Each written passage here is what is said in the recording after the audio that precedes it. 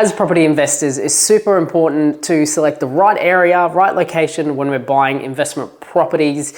This is going to dictate how wealthy you become as an investor. And so today I'm going to take you through how to best do that, how to stay within your budget. One of the biggest things in real estate, the biggest constraints that we face is our budget.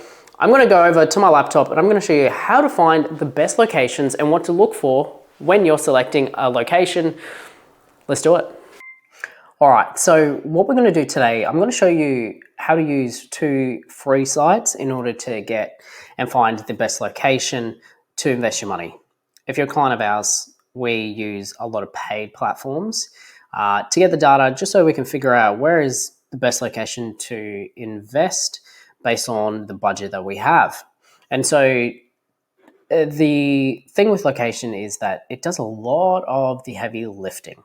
Location, location, location, you know, for decades, people have been saying that, for centuries maybe.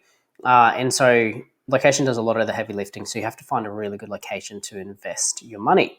And so what I do, we've got 2 sites here that we use predominantly, realestate.com, and then also another site, and this one it's called Your Investment Property Mag. So this is just a free one in order just to demonstrate how to do the research.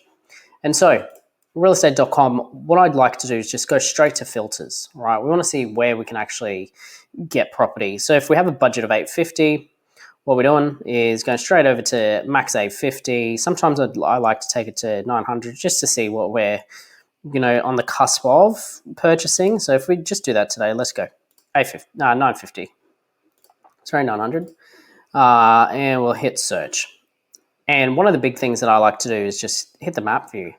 And we want to find out where we can actually get property that, or where we can find locations that have good properties. So we've got a lot of properties for sale in, these areas, Broome, Perth, Adelaide. We've also got a lot of, Victorian suburbs, New South Wales and Brisbane. And so Brizzy, I love Brisbane. I'm from Brisbane. So let's have a look at Brisbane. We've got a budget of $850. So $750 to $900 has been filtered.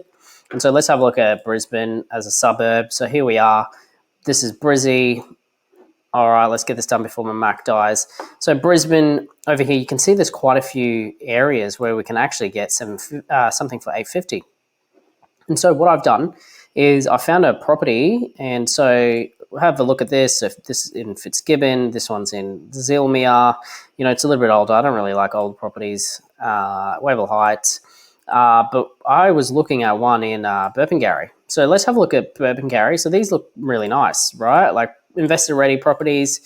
That one's under offer, so it's a no-go. But I have found one, and it's in Burpengary East.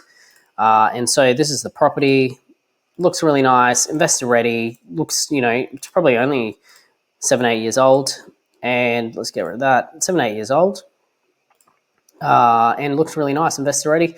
So what I like to do then is go over to Your Investment mag.com. Let's get the suburb. And so we're in East, Burpengary East. And we're going to be chucking it over here to have a look at the data and see what the data actually says about Burpengary East. And so here we go. Burpengary East, current median value is $865. So we might be getting a 3-bedroom rather than a 4-bedroom. Property growth over the last 12 months over here. So it has the key metrics that we want to look at. And then further down has just trends. So we want to see the trends. So 10 years, we want to go as far back as possible just to see the trends. So, we're having some peaks and valleys, which is normal for real estate. And then the rental yield. So what's the rental yield? Not too much growth in terms of the year, but let's have a look at this. Still not too much. So 2.5 to 3.47, 3.44, 2021. So yeah, that's the data. Then you can go into demographics. And what I like to do is just make a list of areas that I like based on the data. We can make another video going over the data some other time, but look, this is what I do. It's pretty straightforward. But if you're a client of ours, we obviously have a lot of databases and a lot of data points that we look at. But this, if you're a first-time investor, this is what I would do: make a list. And if you're in the area, then you can go have a look at these areas.